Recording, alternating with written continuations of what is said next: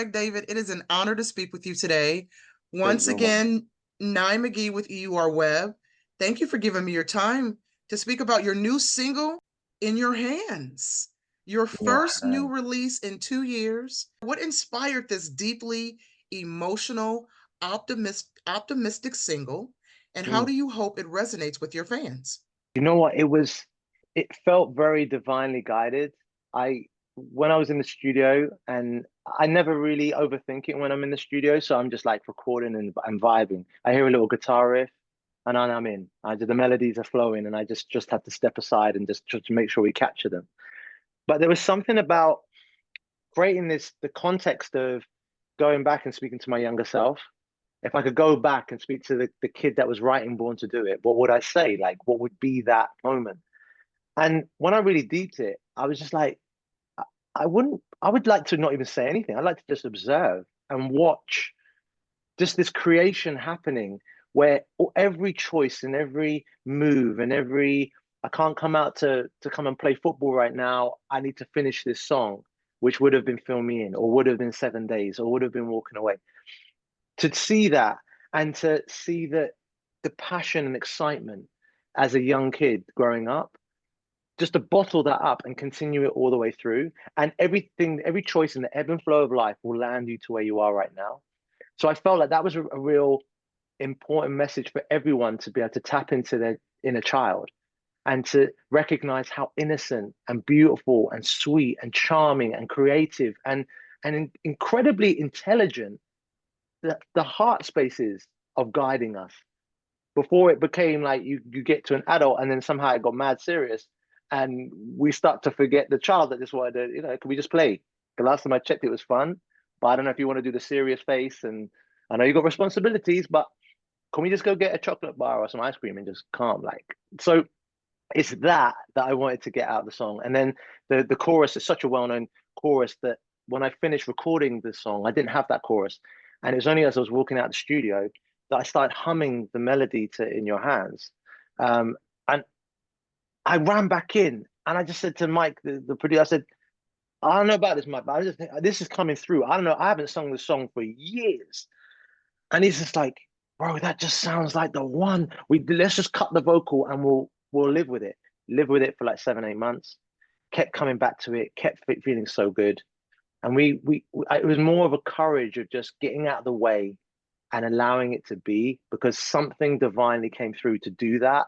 And it felt like it gave a song that means so much to so many people a new lease of life, for it to be land in a different space than maybe it was when it originally was being sung at school or in church or in whichever space it was being sung in.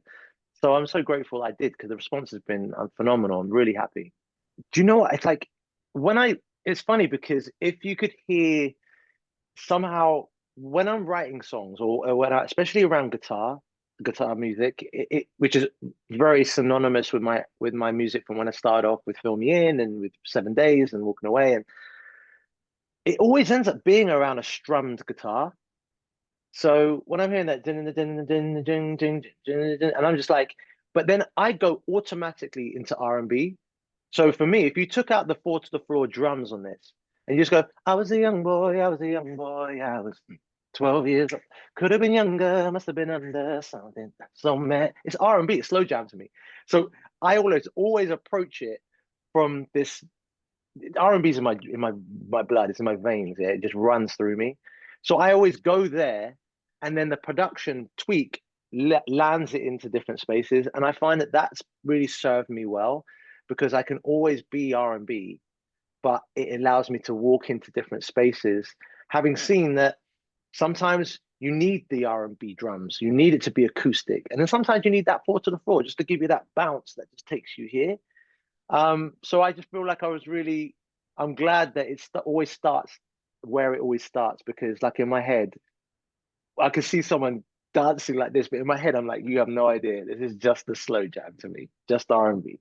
The album, which goes by the same name, Commitment, as the tour that's coming up in February and next year, that it, I feel that every time that I've tried to create a really themed album, the idea is great, but the universe, God has a slightly different like agenda. It's like, okay, great idea, love the way you're going. We're doing this today, and you're like, okay, let's go here today, and the chords will go here, and you're like, okay, we're gonna go there. And I feel like that has set the tone for really why I've got. It's got a lot of the feel of Born to Do It in terms of, and I hate to always use that as the benchmark for everything, but I feel like that was a beautiful weaving of R&B. Walking Away was a pop rock record, and then you had Fill Me In and Rewind, which was more of the garage led, and then 7 Days was your sort of classic R&B pop, and then we had proper R&B slow jams. It feels like I've got that body of work that's being formed at the moment. So it's hopefully will give that same feel to the nostalgia that people know me for. But then there's these little sweet spots of like In Your Hands, which takes you out of the pocket. Like, oh, okay, just so we just so we're on the pulse. And I'm so happy because it was about a year and a bit ago, like I said, when I wrote that song. And since then, we've had the Shabuzi do his thing. We've had like Beyonce like setting the tone of bringing country, which is huge anyway, into the mainstream and be seen that, oh wow, like an R&B pop artist doing this. And then it opened the floodgates for everyone to do that. So I'm glad that I was on the pulse back then, even though I hadn't released it a year and a bit ago. So, but the album is through and through got that Born to Do It feel again. Of course, you just mentioned your tour. You said the tour kicks off next year. How does it feel to return to the stage, and what can fans expect from your performances this time around? Do you know what's so great about it is that this is going to be the first time, or and maybe the only time, that I bring my TS5 DJ performance, which I've been doing for a number of years now. Like it really started off before I did my first album, Born to Do It. Then I didn't integrate that into my live performances because it went full band and acoustic performances. But I always could DJ, and I was DJing with vinyl back in the day. So when I'd moved over to Miami and I was throwing house parties. The TS5 house party, which was the name of the apartment I was DJing in, became a thing in Miami. And next thing you know, I brought that over to the UK and we did a few shows which felt like house parties, but we grew it out. And next thing we were playing like at Glastonbury on the main stage in front of nearly 100,000 people doing a TS5 DJ performance. And it told me that there was a real yearning for that intimacy of a house party, but you could do it on a grander stage. So I'm going to incorporate that into my full band show. So I want to be able to go from playing the DJ record, playing a tune, but then go into acoustic guitar and then have the band so in sync that they can then, the drummer would do his thing and I can mix back into one of my tunes and keep the whole thing flowing. Like, I don't know what this is. Is this like a DJ thing or is it like a band? I wanted people to be like, I don't know what this is, but it's vibes. So that's why I want to take that and then bring that whole arena tour we're doing here in the UK over to America, and just do the same thing there because it will be so honed and crafted by the time we come over, which I hope like March, April, having finished the February tour, and then land it all over in the States. So Very good. I love how you said it's vibes. I don't know what this is, but it's vibes. That's what you're bringing. A party for us to vibe out. it's that. You know what I noticed when you first came on? I'll tell you what's vibes is the way that you've got all the books behind you, like the color coded way that your books are going in the background. Now that is what we call vibes because I don't know what's going on, but I know that that's not just we threw some books up. That's like, you know what? These mean something to me, and furthermore, the color coordination is just so on point that I'm like, yeah, it told me a lot about you without us even really knowing each other. I was like, this is telling me a lot now. That's the Oh, vibe. Mr. Craig David. Oh, sir, I That's have to why keep it real with you, sir. I have to keep it real with you.